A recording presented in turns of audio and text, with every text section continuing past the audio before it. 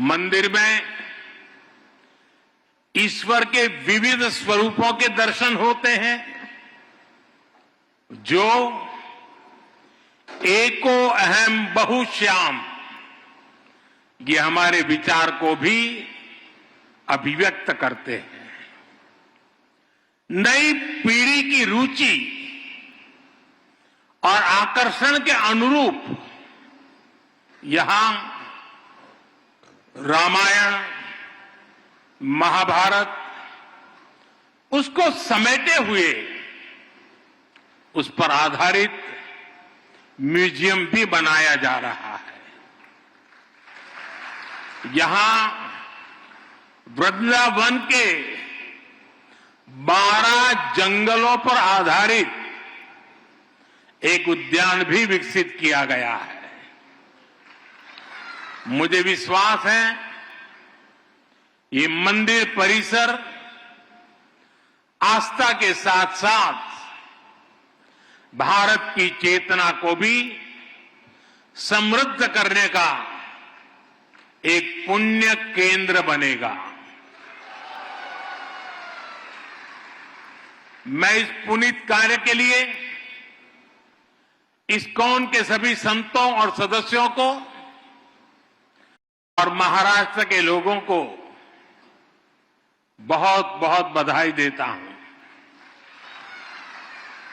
साथियों, आज इस मौके पर मुझे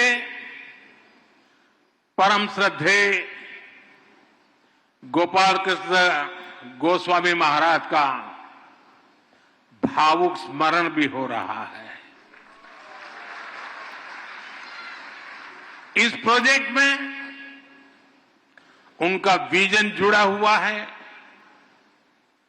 भगवान श्री कृष्ण के प्रति उनकी अगाध भक्ति का आशीर्वाद जुड़ा हुआ है।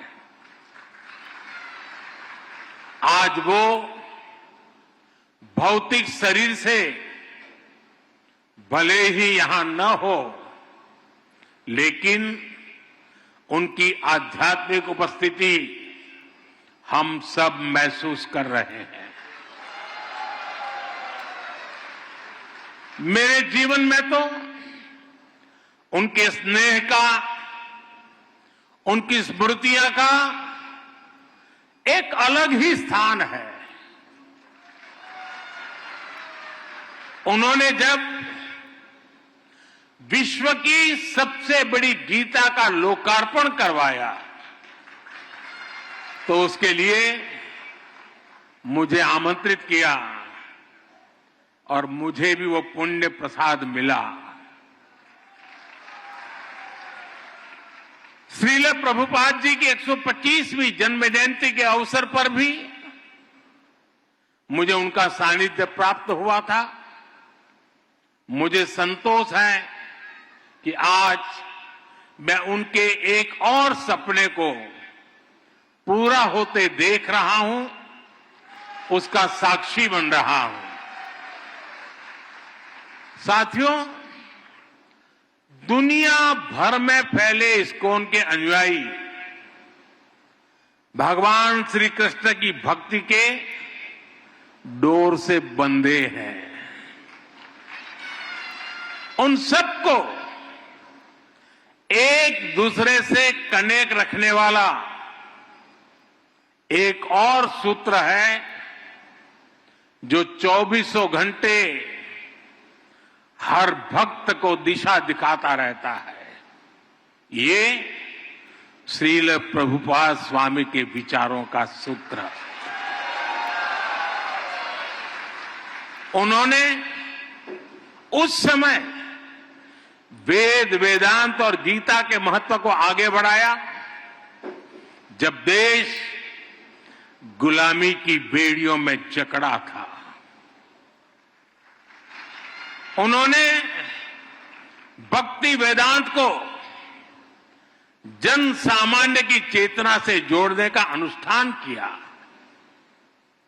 70 वर्ष की आयु में जब लोग अपने कर्तव्यों को पूरा मान चुके होते हैं, उस समय उन्होंने इस्कॉन जैसा मिशन शुरू किया। इसके बाद उन्होंने लगातार दुनिया भर का भ्रमण किया, श्री कृष्ण के संदेश को दुनिया के कोने कोने में ले गए। आज दुनिया के हर कोने में करोड़ों लोगों को उनकी तपस्या का प्रसाद मिल रहा है। श्रील प्रभुपाद स्वामी की सक्रियता, उनके प्रयास आज भी हमें प्रेरित करते हैं। साथियों, हमारा भारत एक असाधारण और अद्भुत भूमि है। भारत केवल भौगोलिक सीमाओं में बंधा भूमि का एक टुकड़ा मात्र नहीं है। भारत एक जीवंत धरती है, एक जीवन संस्कृति है, जीवन परंपरा है, और इस संस्कृति की चेतना है यहां का अध्यात्म। इसलिए यदि भारत को समझना है तो हमें पहले आध्यात्म को आत्मसात करना होता है।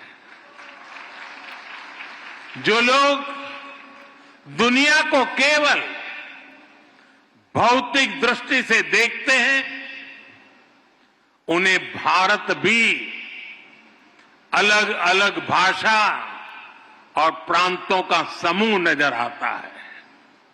लेकिन जब आप इस सांस्कृतिक चेतना से अपनी आत्मा को जोड़ते हैं, तब आपको भारत के विराट रूप के दर्शन होते हैं।